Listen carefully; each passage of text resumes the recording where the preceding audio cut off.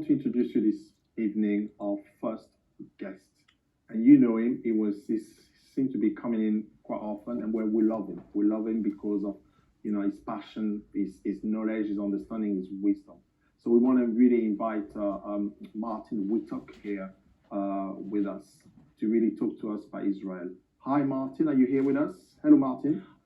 Good evening. Good to be with you again this evening.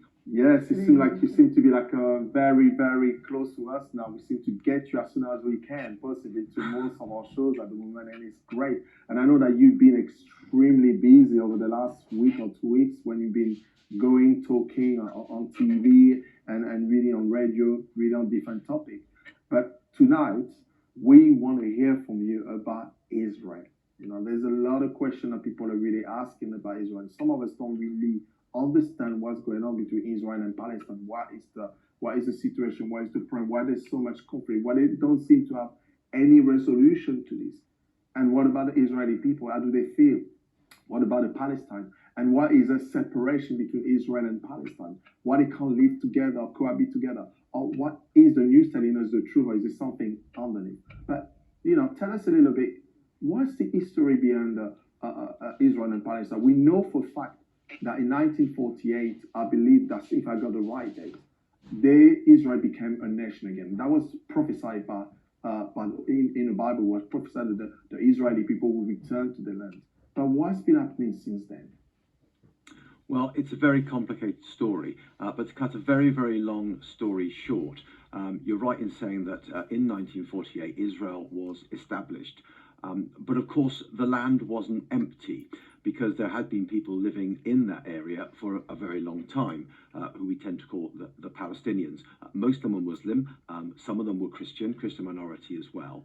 And in the conflict that happened at that time of Israeli independence in 1948, a large number of those people fled as refugees from the fighting.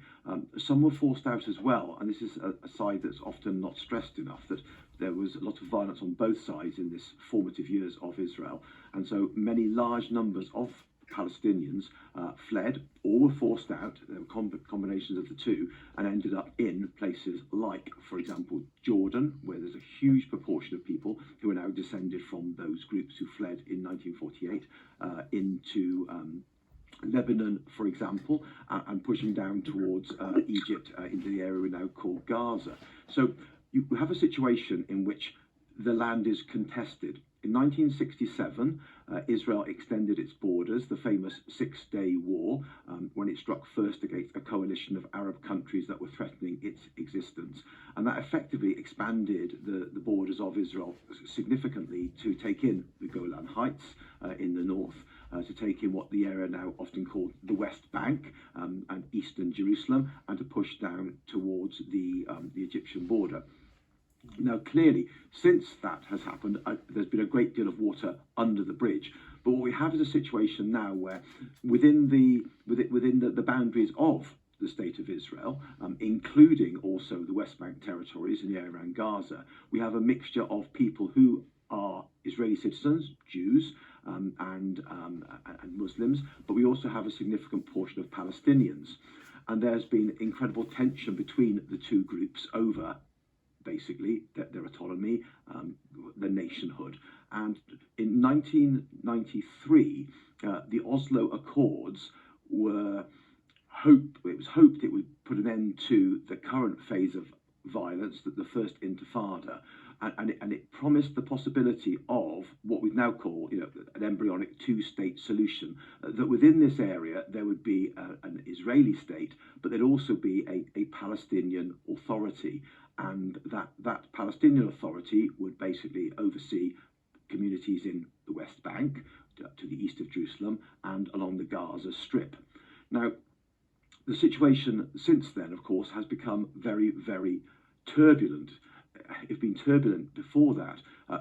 Yitzhak Rabin, who signed the Oslo Accords, was later assassinated. He was assassinated by an Israeli extremist who felt he'd given too much land to Palestinians. There was then a great deal of rowing back on those agreements that happened at Oslo. There were Palestinians who thought it didn't go far enough. There were Israelis who thought it went far too far. And what's happened since then is that the two-state solution has really stalled. And alongside that, a great movement of settlers into the eastern part of this area, into the West Bank, has basically fragmented the West Bank area.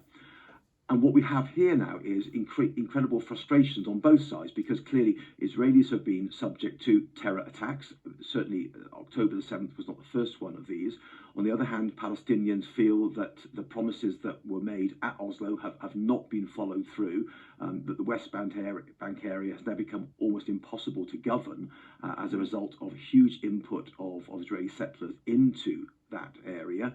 There's been a great deal of corruption and a great deal of just lack of engagement by the Palestinian authorities. And then in 2006, a radical group called Hamas became the largest group in the elections for the Palestinian legislature. Now, it should be stressed that Hamas never won a majority of the votes. I think it won 44% of the votes, but it became the largest group. And Hamas is a very extremist organisation, and without a shadow of a doubt, many people who voted for Hamas within the Palestinian areas did so because of extreme frustration, anger, and sadly, in these sort of situations, people don't make the best decisions. And Hamas then became the largest group. This then caused a virtual civil war within the Palestinian areas between Hamas and the group that had dominated the Palestinian Authority before that, called Fatah. And at the end of that, Fatah kept control of the West Bank, and Hamas, by 2007, had seized control of what we now call the Gaza Strip, the Gaza area. So you have a situation where we have Israel and we have the West Bank that is basically controlled by Fatah, but increasingly broken up by Israeli settlements. Very hard to make it work as a functioning group now. You have a very extremist group who've come into power in the Gaza Strip, who are Hamas, and ever since then there's been increasing escalating tension and violence. But it should be stressed that there's been no elections since 2006 in the Palestinian areas.